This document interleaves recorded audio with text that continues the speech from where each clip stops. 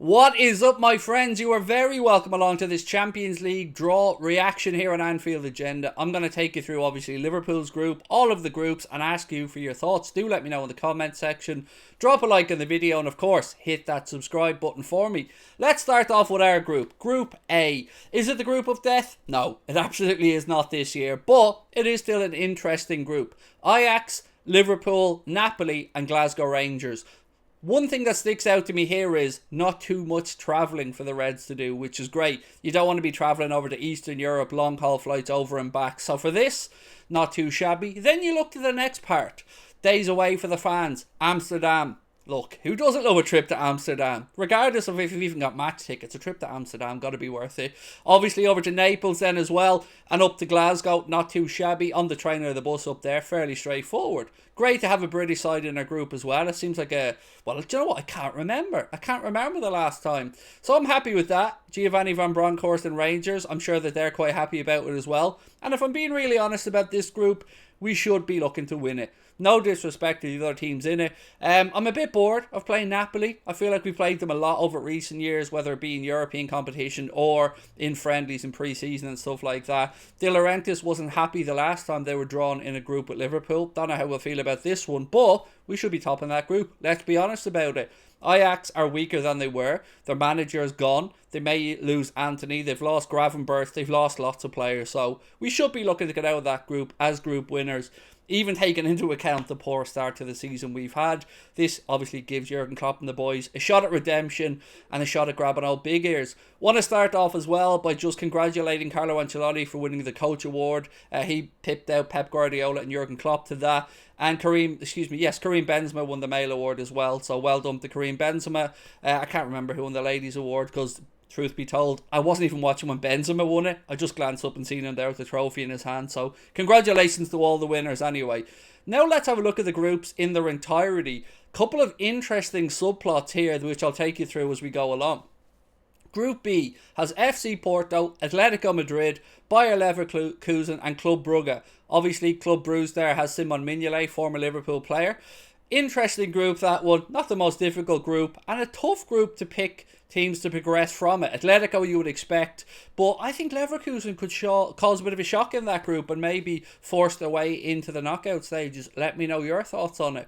Moving on to Group C. This is the standout group for me, and this is where the subplots really start to get interesting. So it's Bayern Munich, Barcelona, Inter Milan, and Victoria Pilsen. Now, the first thing you're thinking, probably the same as me, Robert Lewandowski has to go back to the Allianz Arena to take on his former employers. You could see Oliver Kahn had a bit of a wry smile on his face in the audience when that draw was made. But on top of all of that, we're in as fans for some good games. Bayern, Barca, Inter, Victoria Pilsen. There will be some interesting games in that one. I'm picking the top two to go through there, by the way. Bayern and Barcelona. I think they'll be a bit too strong for Inter, but still an interesting group with some tasty fixtures for us as neutrals to look forward to. Moving on to Group D, last season's Europa League winners Eintracht Frankfurt, Spurs, Sporting Lisbon and Marseille. Now, will that be Sporting Lisbon with Europa League Ronnie involved, or will he manage to find a way out of Manchester United before the Champions League games kick off and the group stage, before the window closes as well? Interesting group, that one. Spurs should find fairly straightforward to navigate through.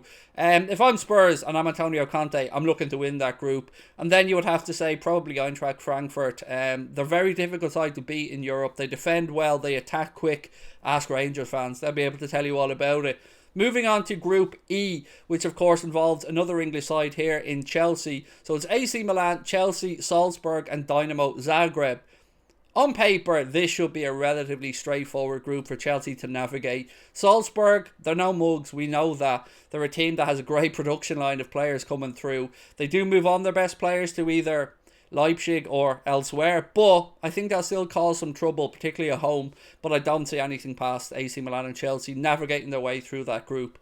Group F, Real Madrid, the champions. My God, that hurts to say, by the way, haven't come so close. But Real Madrid, Leipzig, Shakhtar Donetsk and Celtic. Celtic fans, let me know, how do you feel about this group?